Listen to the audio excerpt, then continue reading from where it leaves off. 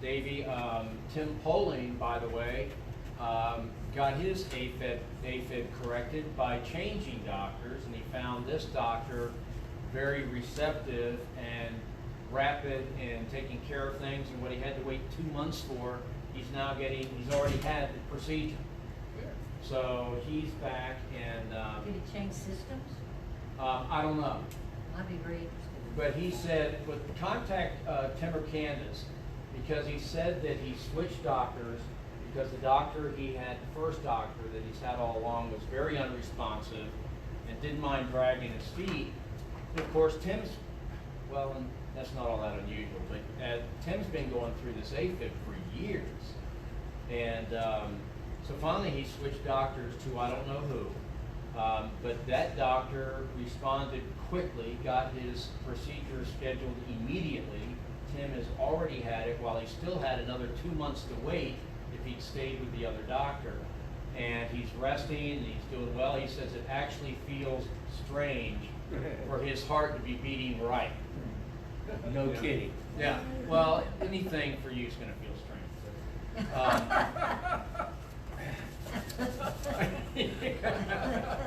His electric cardigan, Fred, was. Yeah, boom, boom, boom, boom. No, Oh, wow. It was all. it was short Now- and like that. Now, You what get a Bob V. is having, is that similar to what Brian had? We were discussing. No, there are, AFib, what he had. AFib is AFib. He Yeah. went in and shot those spots on in his heart Right. that were causing it. Too much electricity stimulation. yeah, pumping the heart too much. Too much. There are, and I don't profess to understand it, but based on what Bob said, there are two things that procedures that can be done. Now, if y'all don't know this, we're talking about this. Bob Moore. Let me know. It can be what Brian and Tim had, or it can be the other thing that is less serious, less invasive, or whatever, and that's what he's having done. It's an in and out, just And to he'll probably see. have those places burned. Yeah. With a laser. They What is go it they call past it? Right. where Ablation? The light crosses, that's where it burns. You gotta do it in the eyes all the time. Yeah. With the They laser. call it And where ablation. it crosses Right. is where it burns. But what it's going to do for Bob is really kind of pinpoint whether he's going to need something in the future. So it's not much that anything's a real problem now, but anyway. But he has to go in seclusion for he has to go in seclusion for like 7 days Yeah. because of the cold. Yeah. See, that's what's going on with Carolyn. Which Sam Bob are you Canal. talking Talking about about? more, right? More. Oh, Yeah. He said something about it last week. And he's young. Compared, well, how long are you? Carol Pinot has done colonoscopy. She received instructions, and she had one sheet of instructions for the colonoscopy and 2 sheets of instructions for the COVID-19. And both she and Sam have got to be in isolation for 2 weeks. Oh, yeah. They won't be here today or next week. I'm on the 5-year thing for the colonoscopy, and it's not a bad procedure, but it's the prep for it that's a real good. But it's So remember that. different. The COVID thing is different for every facility you go to. Yeah, wherever you go. It's like I was tested, the COVID test before I had the upper GI thing done, Right. but that was all. I didn't have to be isolated before or anything like that. But that's a different facility, what Corillion, which I think you're talking about. That's crazy. Yeah, well, it's all crazy. Now, Teddy and Joanne aren't here again too. I didn't call them during. I don't think that has anything to do with being sick. Hey. Hey, Al. I don't think that has anything to do with being sick. Just a guess on mine. Y'all know Valerie? Oh, yes. we know Welcome, Valerie. Thanks, We I'm know sorry, Valerie. sorry I'm late. You have just, well, no, I shouldn't say that. You and Kathleen together probably balance out Brian, so let's go with it. And also Shelby has been hospitalized with pneumonia. I don't know if you heard that or not. Wow. Yeah. Who's that? At least that's the email that I got Yeah, back. and Gwen's got She's kind of red hair and pull. some She's meals on the delivered other side. Shelby and Edgar. She's one of the lightest. and Master. That's all she's, I know she has something to do. I think she's back. I don't know, I haven't gotten an update. But I don't know if Fuzzy's eating or not. But anyway, not to be sexist here, but some of you ladies may want to look into that. And Wayne's back home, let's see, I'll read what Wayne wrote. Wayne McCann's Mills, last week in September, month of October ended from now. Now, he may still be up in McCann. Yeah, I mean, with his, with his, son, son, yeah, son. son Bob. 'Cause that could be home as well. Okay. I'm not sure if he's home. Maybe we need to ask. We will have a word of prayer and remember all those folks. Bill, I'm going to set this up before we get started.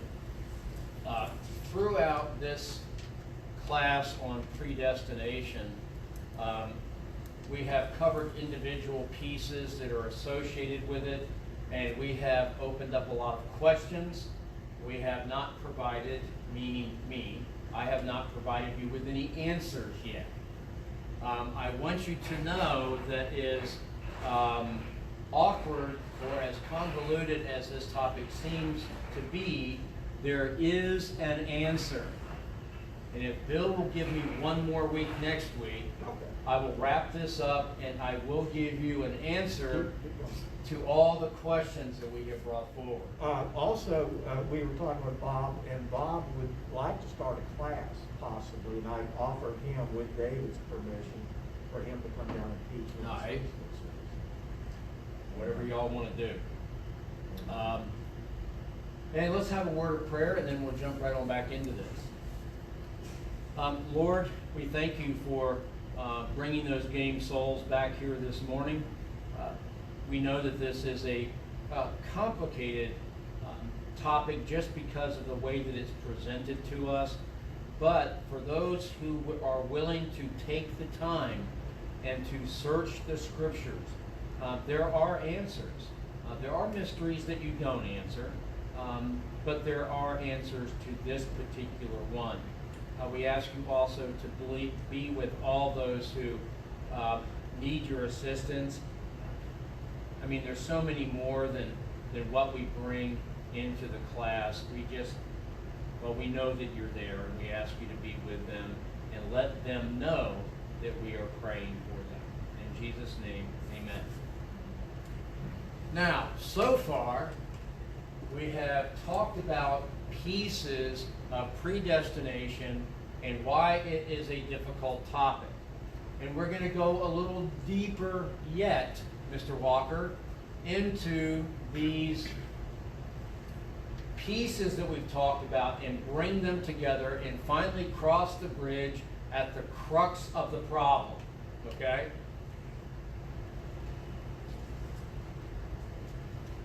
If God has foreordained everything, how can man be free?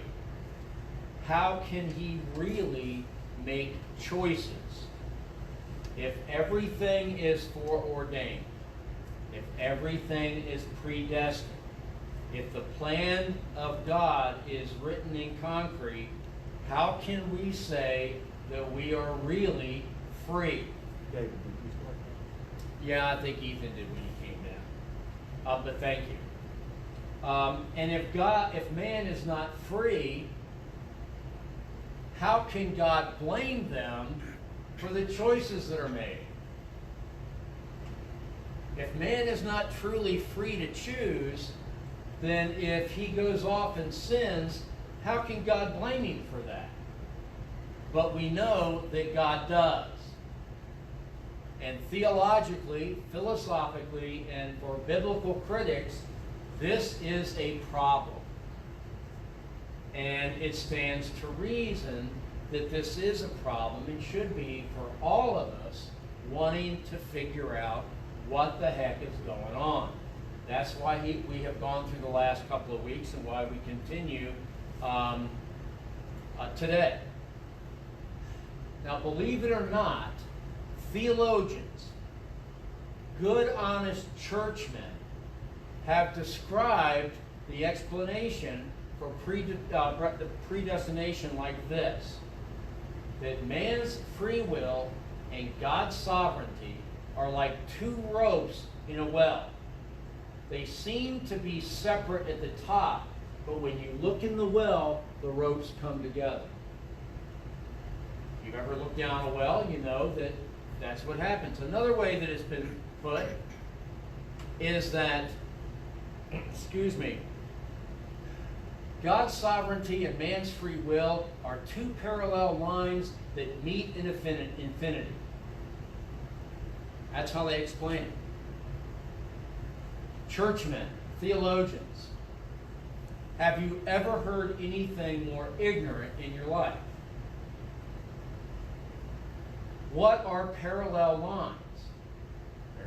If they're Parallel lines. they shouldn't ever be. They ain't going to meet, or they wouldn't be parallel. But visually, railroad Yeah, rails come together. optically, yeah, optically,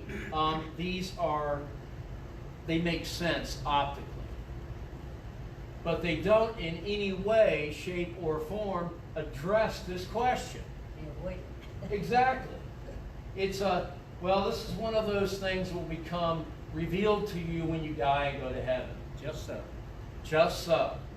It is a cheat, quite frankly, for someone who's not willing to do the work of understanding what's going on. I completely agree with the statements that God is greater than logic, or faith is higher than reason. I agree with those. However,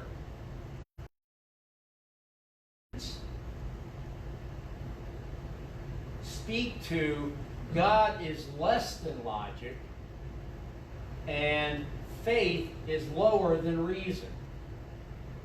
The reason I say that is, if you think about those two statements I read, I just gave you those examples of the ropes and of the parallel lines. If you accept that, you're checking your reason at the door, which is a lot of what unbelievers think we do when we come into church on Sunday. We're just silly people that come in here and we leave reality out in the parking lot. That's what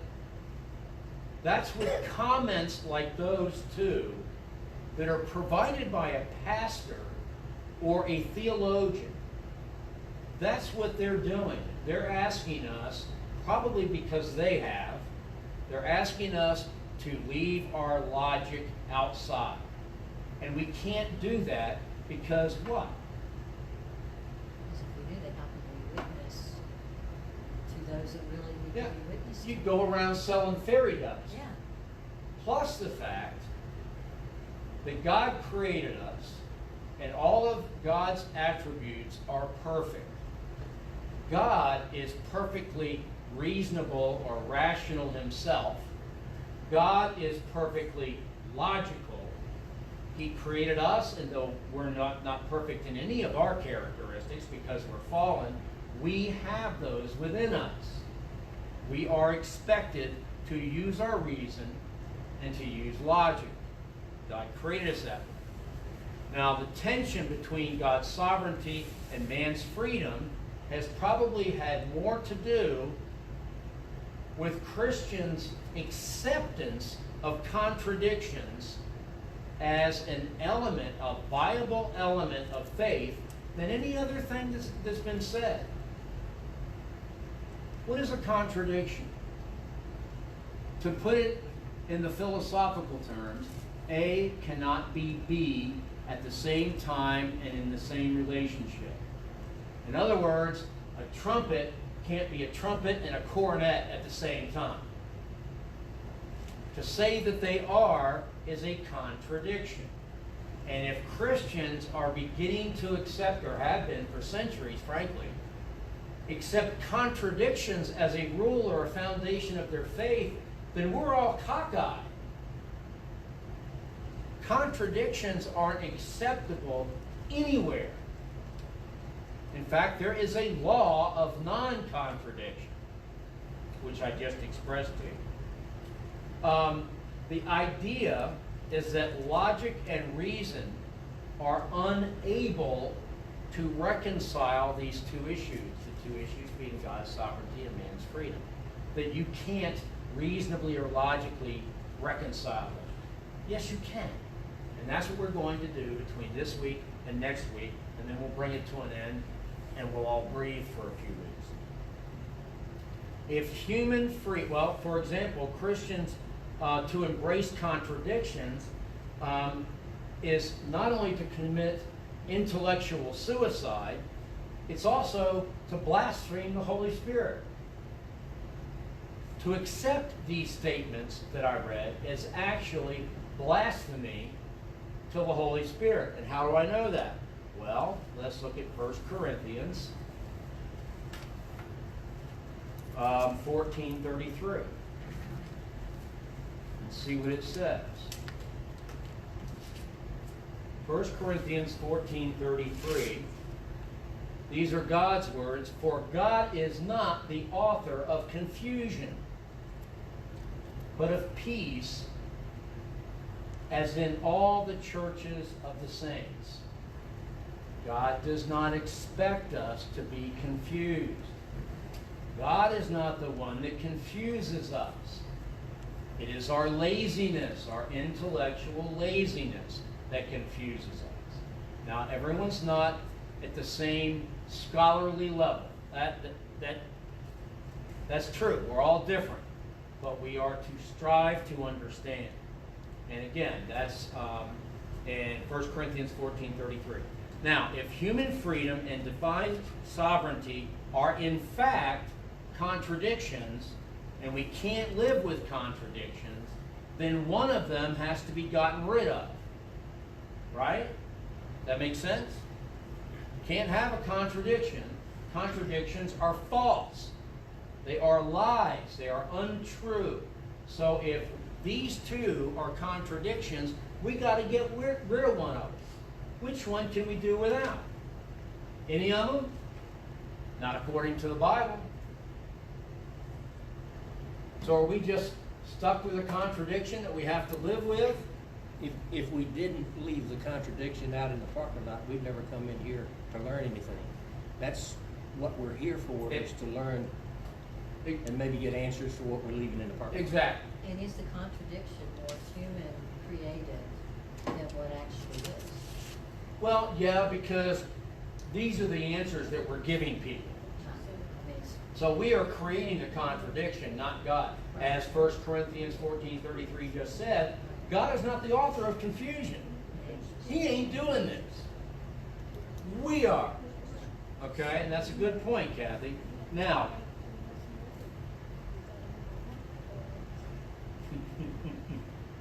we can't get rid of either one of them. Because number one, first and foremost, you know, or you better know, that God is sovereign. Over the last 2 weeks, I've near about beat that to death. So I hope you got that. God is sovereign over everything. He's sovereign over Satan. He's sovereign over the evil that's committed. He is in charge of every single thing, every molecule in this universe. So we can't do without that one. We can't. Now, can we do without human free will? No, because we're told in the book that He created us that way. So we've got to reconcile these issues. At the human level, we can experience real freedom. Are we not, I don't want to open a can of worms, are we not free in this country to pretty much do what we want? I mean, we are. And I don't want to get political about what's may come or what anything else. We're free people. Surely compared to most other countries. Exactly. We are free people. Now, I'll even take exception with that, Brian. Let's say somebody comes up to you and you're walking down a dark street to a parking lot to get in your car. Man comes up behind you with a gun to your head and says, your money or your life. Don't you still have a choice? If you're an Amishman, you're going to say, shoot me, brother, because you ain't getting my money. And there may be some Scotsmen that would say the same thing. You still have a choice. Basically, even though you're being coerced, you still have a choice, although a small one, a not real good one, but you still have a choice even when you're being coerced.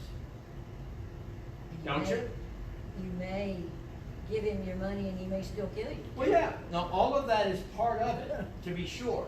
And all of that is going on in your decision-making process. But you still have a decision. Now, instead of 50 different choices, you've got 2. But you still have a choice. It is the concept not of freedom, but of autonomy that can't coexist with God's sovereignty.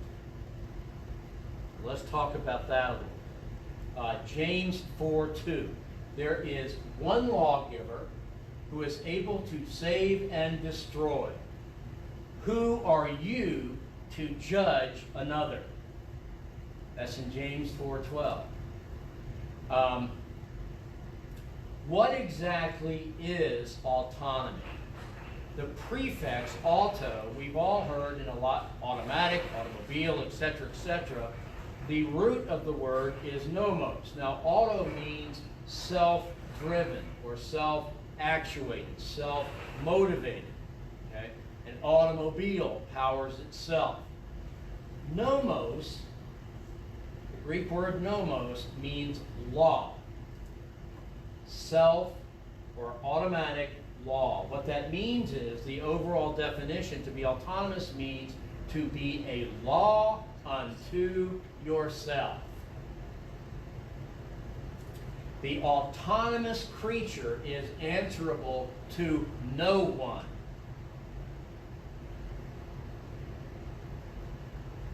So freedom, man's free will, is a misuse of what God is talking about, or what predestination, of reconciling those two things.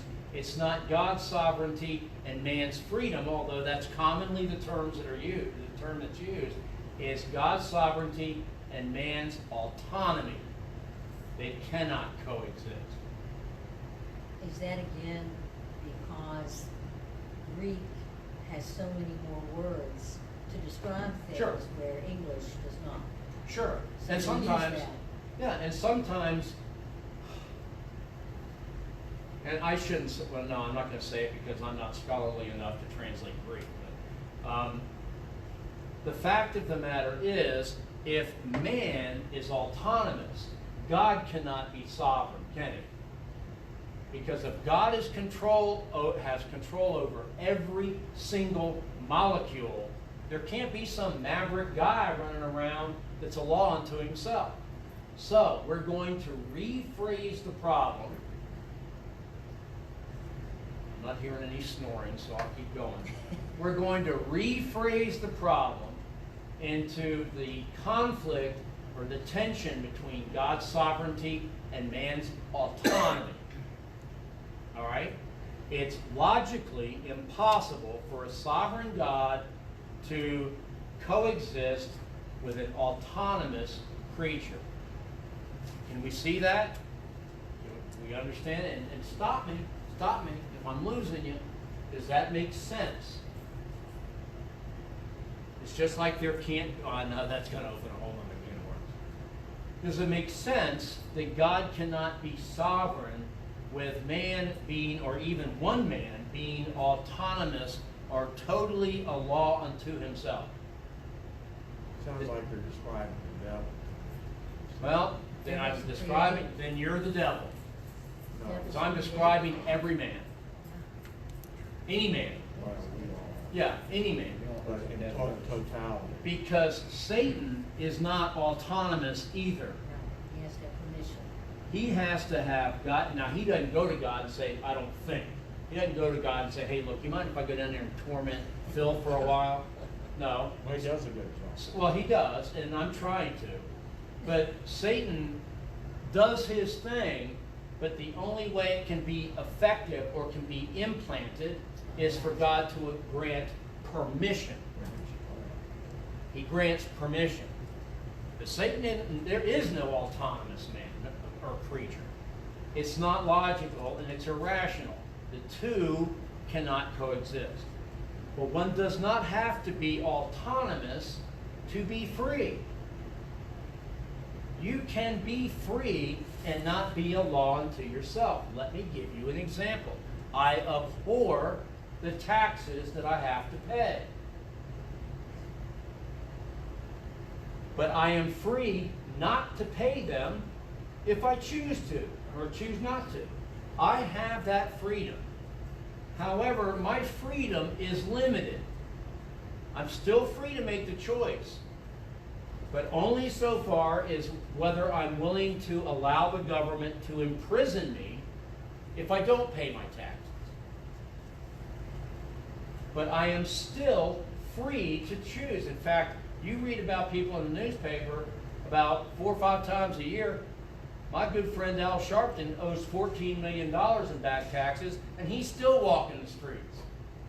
So sometimes you may choose to disobey the government and actually profit from it. Good friend. Yeah, I don't know. But you see what I mean. You are still free. But the key term here is your freedom is limited.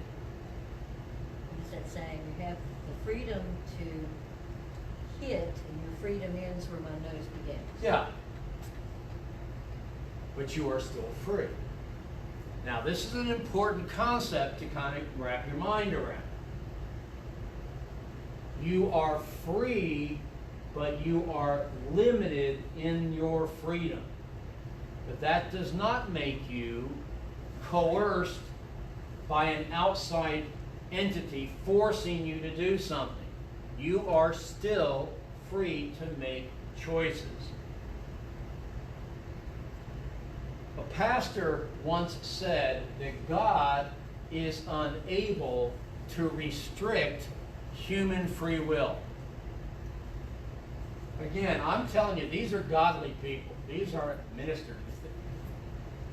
Are you kidding me? God is unable to restrict your freedom? Ha! He's unable, he's perfectly capable of striking you dead if that's what he needs to do to stop your evil choices. Of course he's free to restrict your will. Doesn't mean you don't still have freedom. For example, when our children were young, when our children were small, they were free to run all over creation, except certain places. I restricted their freedom.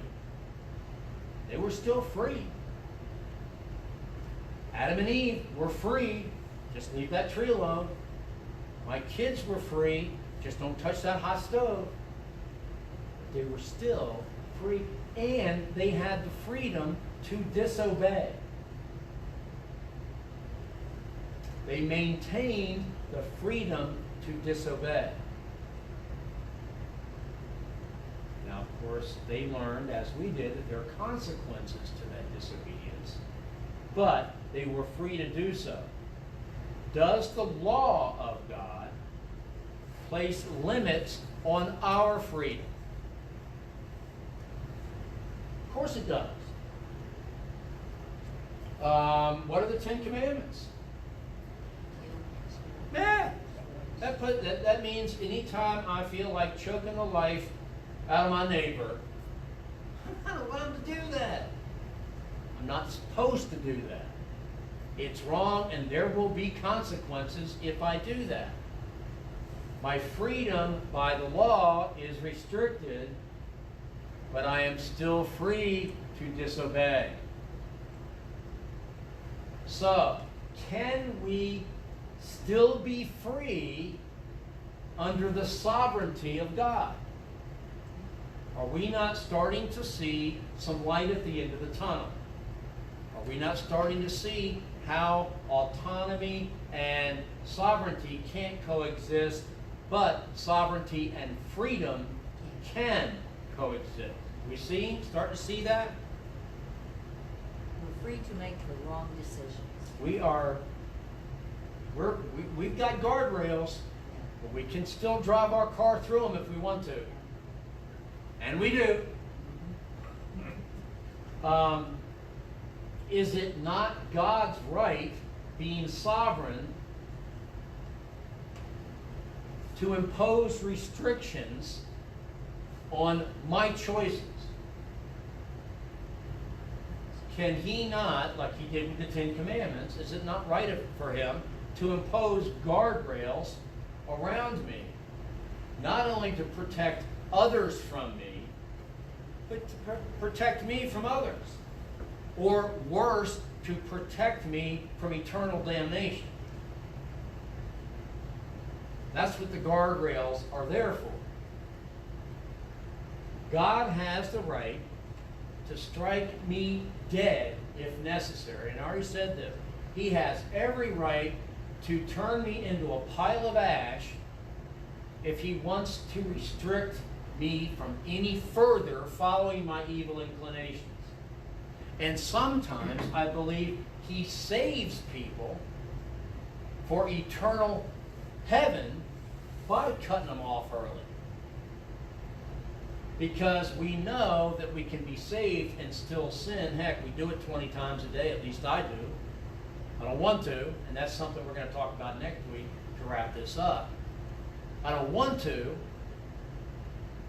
but God may look at me and say, look, I love you, I gave you to Christ, I got you, I'm not going to let you go, but I can't let you live any longer because you're just going to get worse and worse. And I love you too much to let that happen. There are worse things, friend, than dying.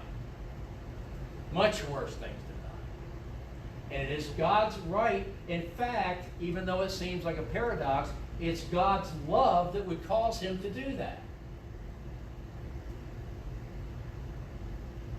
Get your minds around that one. You never heard a verse, God loved the world so much that he burned it to ash, did you? Don't you think that's possible?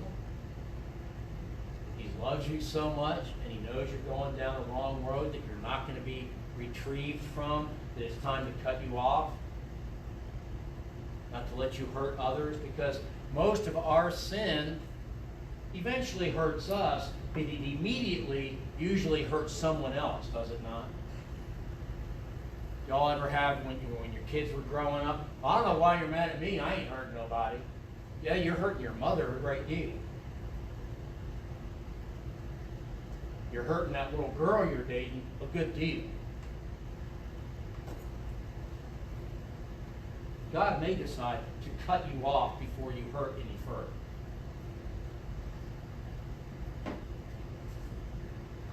If God does not have these rights, then he has no right to govern his creation at all. If he doesn't have the rights we've been talking about, then he's not sovereign. He's not sovereign over his creation because we're telling him what rights he has and what rights he doesn't. Let's look at it this way. God is free and I am free. God is more free than I am. If my freedom bumps up against God's freedom, I lose every time. Every time. Does that mean I'm not free? No, of course not. It's just he's more free than I am. He's more free than I am.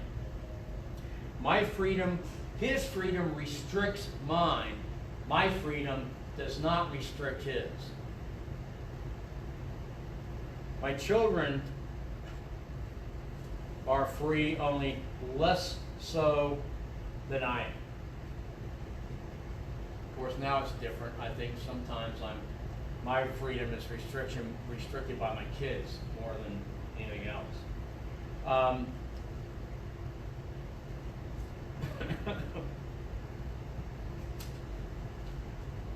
Predestination and free will, which is what a lot of this. So, what is free will? Now, this is where we're going to get continually closer and closer to a solid foundation for answers.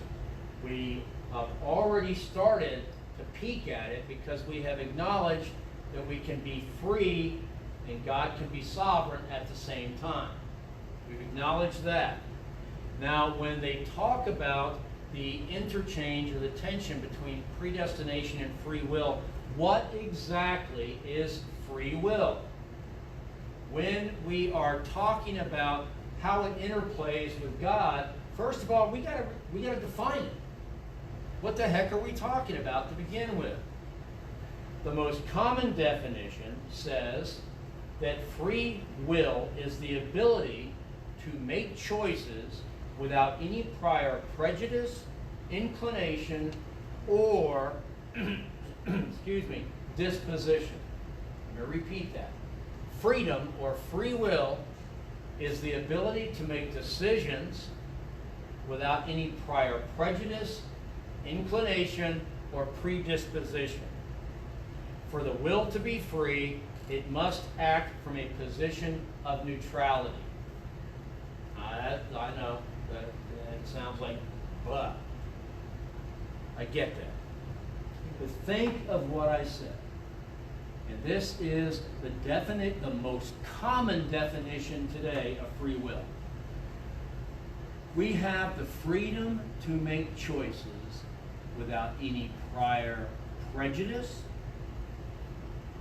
disposition, or inclination. What does that mean? It sounds really awesome. It sounds really awesome. Can you see anything wrong with this definition? This isn't a trick question. I'm just trying to keep you awake. Can you see anything wrong with that definition? It sounds great. Yeah, no prejudice. We hate prejudice.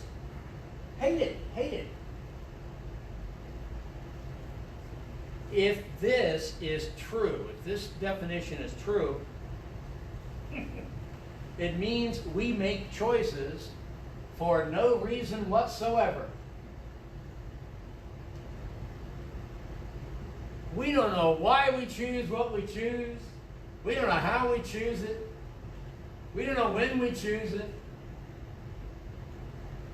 To say that we have to make choices to be free from a position of neutrality, without prejudice, without inclination, without disposition, means we make choices for no reason at all.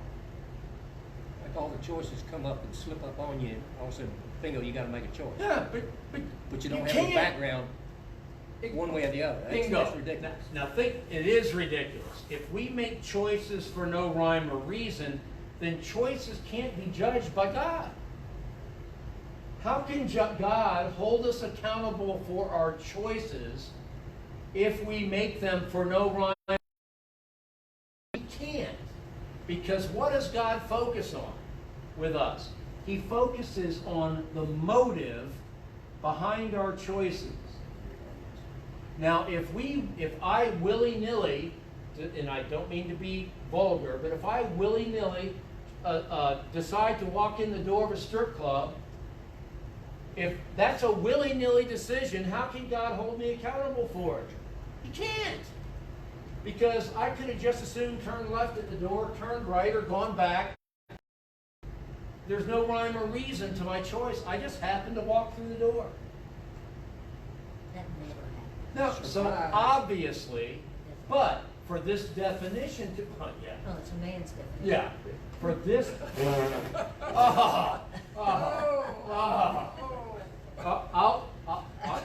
I'll let that go. Might have been a woman too. Yeah, I'll let that go.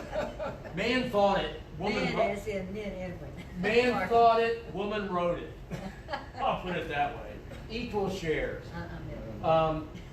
Human. Can you see, as Brian said, how ridiculous that is?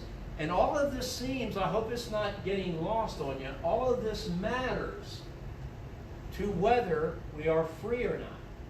And why does any of this matter? Because it has to do with our salvation, and what's more important than that? So, if we make choices for no rhyme or reason, then those choices cannot be judged by God, because He judges motives, and there's no motives to our decision.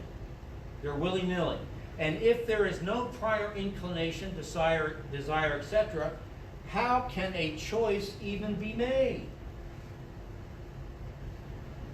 Like you Nothing said, to Brian, back- you have no information. Can't make a decision. You can't make a decision. And for example, Alice in Wonderland comes to a fork in the road. And there at the fork is the Cheshire Cat, just doing his thing. And she says, Mr. Cat, which way should I go? And Mr. Cat says, where do you want to go? And Alice says, it doesn't matter. I don't care where I'm going. Then the cat says, then your decision doesn't matter. Because is that not a dramatization of what we were just talking about? If you have no inclination, if you have no destination, if you have no prior prejudice, then she could stand there forever until she starved to death. Another example is a mule. I've got an old mule, Minnie. She's a tough old bat. I know some people thought she was going to die 2 years ago. She's still kicking. But if Minnie comes up and she's standing there and I put a bucket of oats on one side and a bucket of pelleted grain on the other side, and Minnie has no inclination, has no prior prejudice, has no disposition one over the other, she'll stand there until she starves to death. Or eat both of them. Or eat it both and colic and die anyway. So, you see what I mean? So, man's choices, or his ability to choose, are equally as important with all this other. And we're going to tie it together here shortly. In short, lacking bias, or the ugly word prejudice, Alice could have turned left, right, gone straight ahead, turned around and gone back, or stood there and done nothing. Because she has no idea probably how she even got there, let alone where she wants to go. For her to proceed in any direction, she would need to have an inclination to do so. What's an inclination? Information. Yeah, it certainly includes information, absolutely. Healing. Healing. Yep, good, yeah. Tendency. Let's boil it down, and those are all good examples. Let's boil it down into a smaller word, desire. An inclination is a desire, is it not? I have an inclination, well, let's put this is probably going to hurt my feelings, but for you to be here this morning, you had to have had an inclination to be here, because you could be doing other things. Now, maybe the inclination was you felt sorry for me and didn't want me to be down in this dark room by myself. That was it. I know it wasn't your case. Maybe the inclination was, yeah, so far we zeroed out for this morning. Yeah, we did all right. Your inclination may have been, hey, you really want to know this stuff. I don't know. There's any number of reasons, but you had to have an inclination, a desire to do what you do. Now, another definition of free will comes from a gentleman that I believe is the greatest thinker that this country ever produced, a gentleman from the 18th century named Jonathan Edwards. Anyway, I won't get into him specifically, but I pull some of this from his book on freedom of the will. And he defined free will as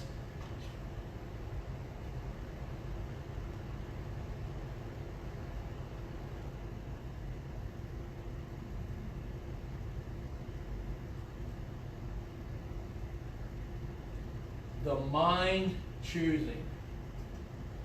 When you think of philosophers and all the wordy nonsense that they can come up with, Mr. Edwards, his definition of free will is merely or simply the mind choosing. Now, what does that mean? Before we can choose, we must first have some idea of what we are choosing. We have to have some kind of idea. Our understanding, our mind, our psyche, and our values play a crucial role in what we choose. Now, God help you when you run up against someone that has no values. And a lot of conflict comes up when you have conflicting values. That can even happen between a husband and a wife that have been married 40 years. I can testify to that. Our values don't necessarily conflict, but our ideas about those values or the choices we want to make holding those values can sometimes differ. Okay? My motives and choices are shaped in my mind before I make them, considering my likes, my dislikes, and my past experiences. And those experiences may be as Jethro used to say, book learning. My choices certainly have to do with that because I spend a lot of time in books and always have. But your experiences, you don't touch the hot stove because you know, dadgummit, that thing's hot. So you choose not to touch it again. Now, some people take 4 or 5 times, don't they, Brian, before they learn that. But, you know, that's experiences also lend a hand in making your choices. The ability to choose means we choose what we want. We choose what we want. Free will is the ability to choose according to our desires. Now for the tricky part. It wasn't going to be this easy. You probably should have known that. According to Jonathan Edwards, a human being is not only free to choose what he wants, but guess what? He has to choose what he wants. Now, has that clarified free will and coercion or sovereignty? We're right back to where we started, aren't we? Only it's in us.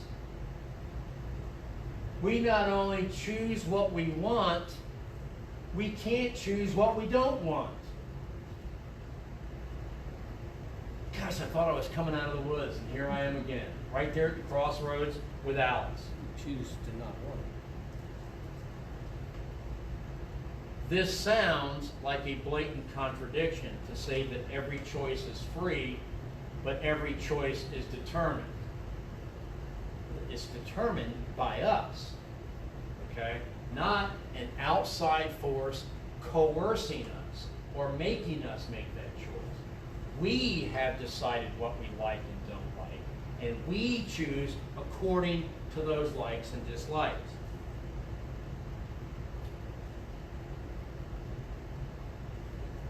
Every choice is determined, but determined here does not mean coerced by some outside force.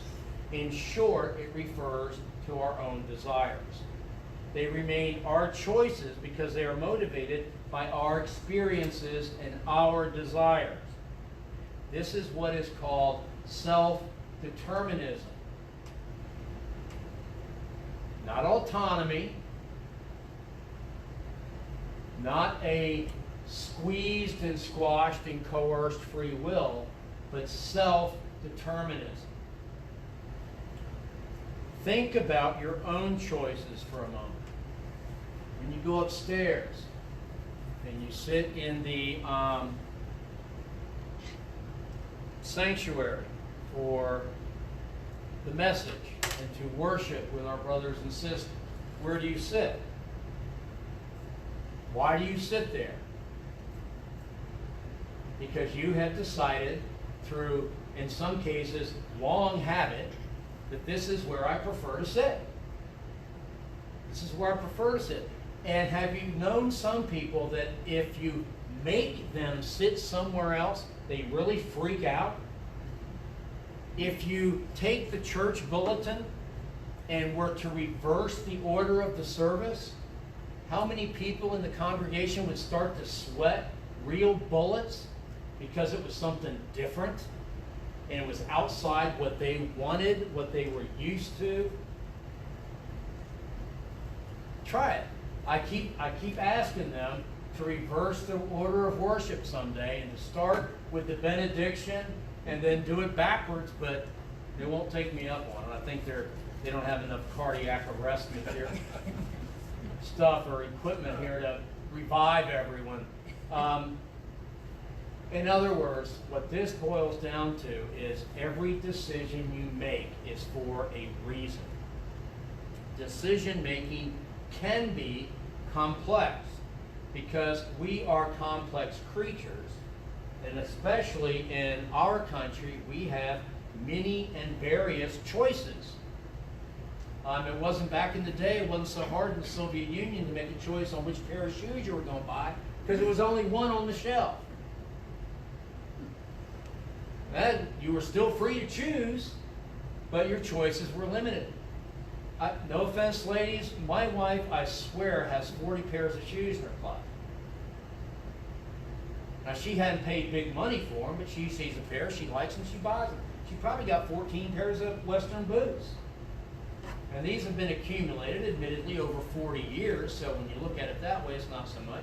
But she got the shoes. Why does she have them? Because there are a ton of choices out there. So they can be complex. For example, a year ago, I weighed 15 pounds less than I weigh now. Then COVID came along, and I had choices to make. I would like to be as thin as I was a year ago.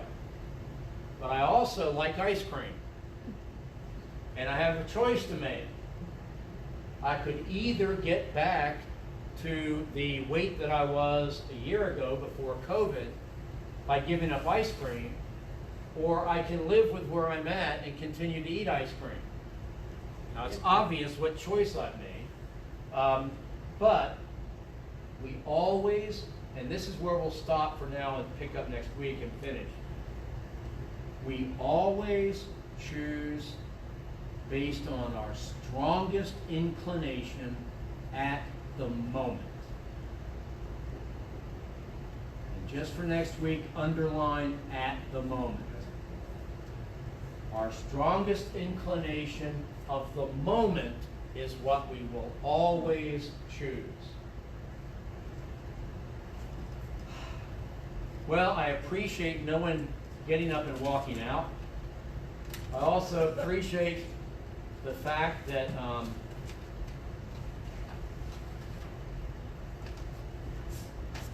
some stuff in the Bible is tough.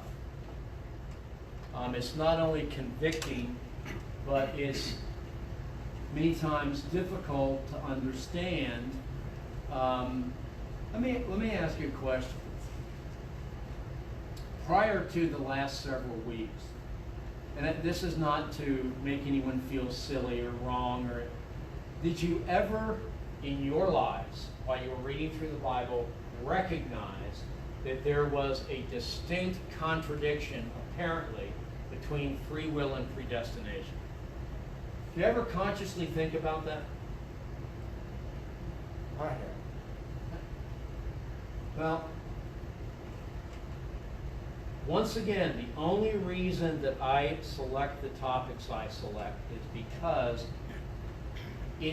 has been my experience, and I don't know how many classes I've taught. It's been my experience that the average Christian, with a great heart and well-meaning toward God and all the rest of that, don't misunderstand me, not a lesser Christian, I'm not saying that. The average God-loving Christian, Jesus praying, Jesus following, Jesus belonging Christian hasn't thought of any of this stuff. They haven't looked at it. Because while they are sincere in what they're doing, if they are not directed toward these issues, never notice them when they read their Bible. And a lot of people honestly read and study their Bible.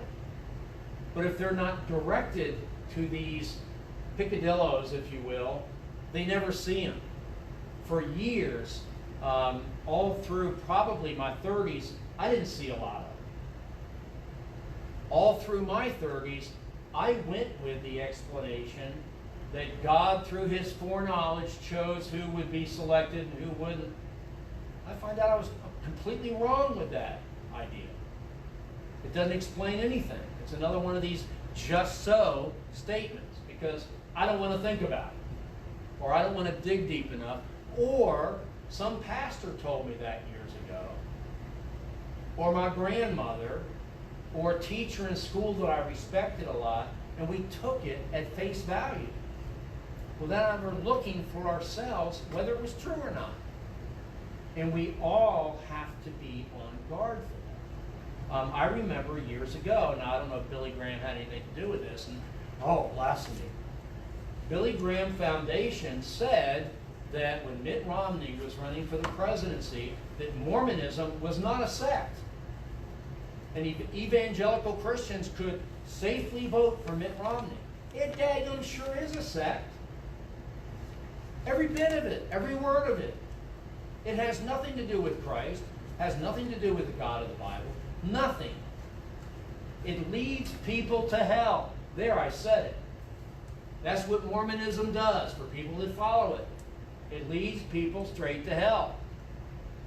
Yet the Billy Graham Foundation, one of the greatest evangelical organizations on the planet, I believe, said that Mormonism was not a sect so that we would feel comfortable voting for Mitt Romney. So everyone can say things that are wrong, that are incorrect.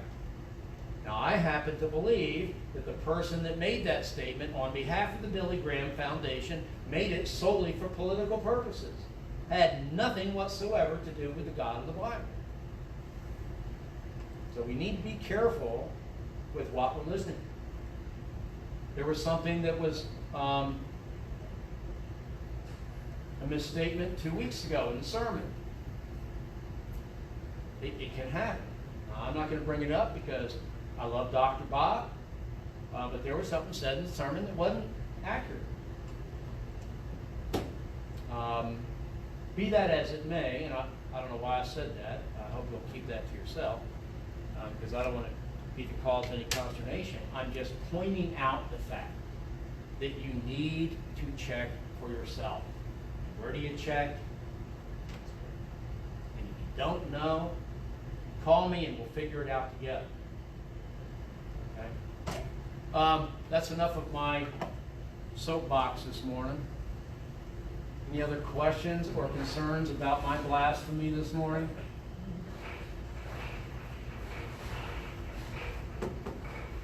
All right. I hope you all have a great day, good week. Jeannie, by the way, is we had our youngest son, his best friend, finally got married yesterday, and Eli got in about 1 o'clock. They had an after dinner, the reception, and then they had a dinner for those people that were in the wedding. He came in, I think he'd eaten 10 pounds of food, but he was very late getting in. And Jeannie, they listened to us via the